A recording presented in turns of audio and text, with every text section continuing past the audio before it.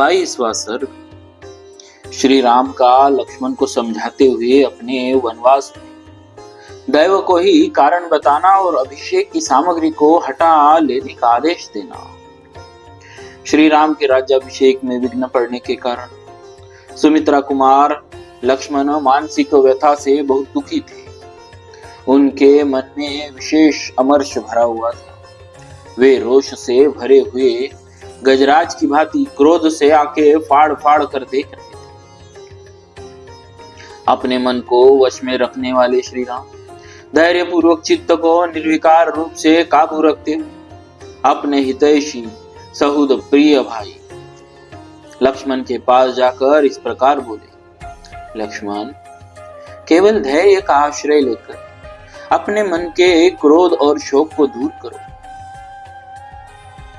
चित्त से अपमान की भावना निकाल दो और हृदय में भली भांति हर्ष भरकर मेरे अभिषेक के लिए यह जो उत्तम सामग्री एकत्र की गई इसे शीघ्र हटा दो और ऐसा कार्य करो जिससे मेरे वनगमन में बाधा उपस्थित न हो। सुमित्रानंदन, अब तक अभिषेक के लिए सामग्री जुटाने में जो तुम्हारा उत्साह था वह इसे रोकने और मेरे वन जाने की तैयारी में होना चाहिए।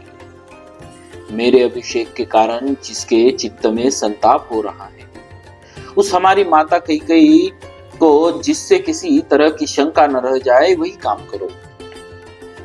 लक्ष्मण, उसके मन में संदेह के कारण दुख उत्पन्न हो इस बात को मैं 2 घड़ी के लिए भी नहीं सह सकता और न इसकी उपेक्षा ही कर सकता हूं। मैंने यह भी यहाँ कभी जानबूझकर या अनजाने में माताओं का अथवा पिताजी का कोई छोटा सा भी अपराध किया हो ऐसा याद नहीं आता।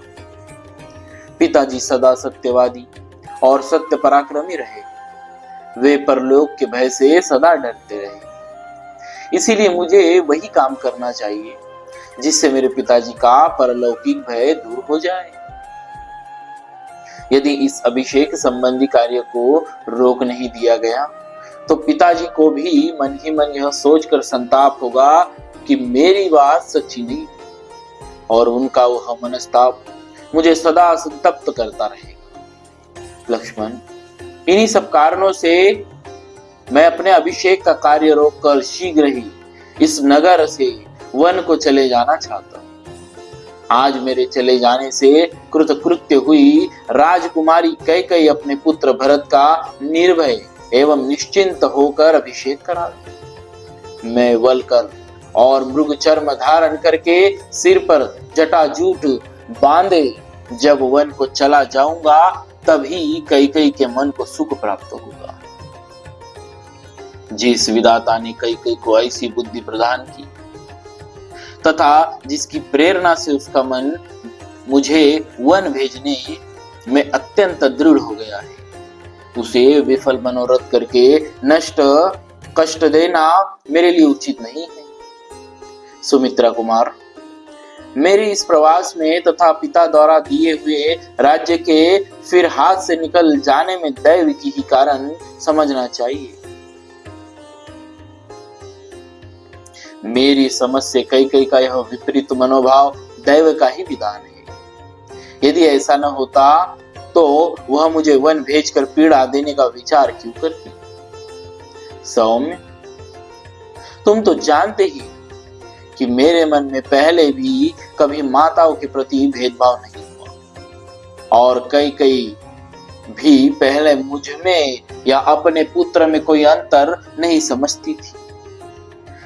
मेरे अभिषेक को रोकने और मुझे वन में भेजने के लिए उसने राजा को प्रेरित करने के निमित्त जिन भयंकर और कटु वचनों का प्रयोग किया है उन्हें साधारण मनुष्य के लिए भी मुंह से निकालना कठिन है। उसकी ऐसी चेष्टा में मैं दैव के सिवा दूसरे किसी कारण का समर्थन नहीं करता। यदि ऐसी बात न होती तो वैसे उत्तम स्वभाव और श्रेष्ठ गुणों से युक्त राजकुमारी कैकेयी एक साधारण स्त्री की भांति अपने पति के समीप मुझे पीड़ा देने वाली बात कैसे कहती। मुझे कष्ट देने के लिए राम को वन में भेजने का प्रस्ताव कैसे उपस्थित करती,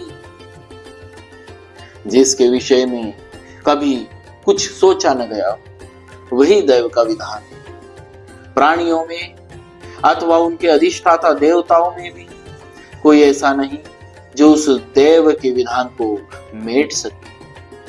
अतः निश्चय ही उसी की प्रेरणा से मुझ में और कई में यह भारी उलटफेर हुआ है। मेरे हाथ में आया हुआ राज्य चला गया और कई की बुद्धि बदल गई। सुमित्रा नंदन, कर्मों के सुख दुख आदि रूप फल,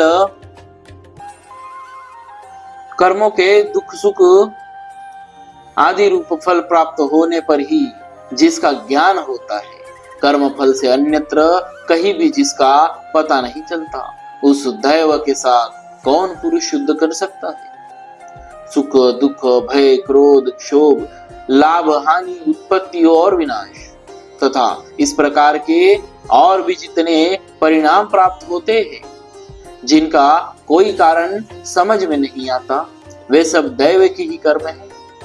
उग्र तपस्वी ऋषि भी दैव से प्रेरित होकर अपने तीव्र नियमों को छोड़ बैठते और काम क्रोध के द्वारा विवश हो मर्यादा से भ्रष्ट हो जाते हैं।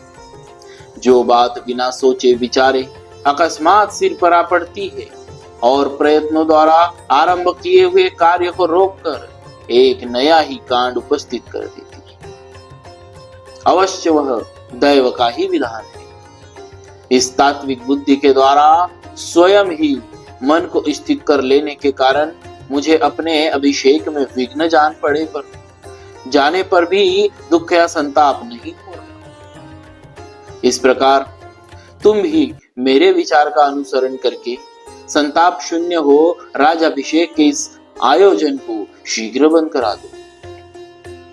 लक्ष्मण, राजाभिषेक के लिए संजो कर रखे गए इन्हीं सब कलशों द्वारा मेरा तापस व्रत के लिए संकल्प के लिए आवश्यक स्नान होगा, अथवा राज्याभिषेक संबंधी मंगल द्रव्य में इस कलश जल की मुझे क्या आवश्यकता है। स्वयं मेरे द्वारा अपने हाथ से निकला हुआ जल ही मेरे व्रतादेश का साधक होगा।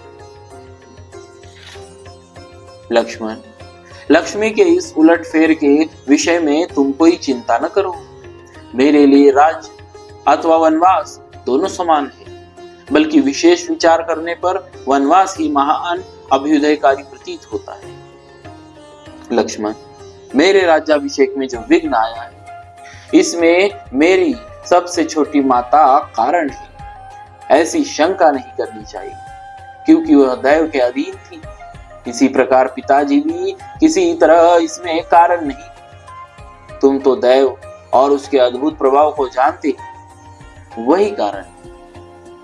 इस प्रकार श्री वाल्मीकि निर्मित आर्ष रामायण आदि काव्य के अयोध्या कांड में 22वां सर्ग पूरा हुआ। श्री सीता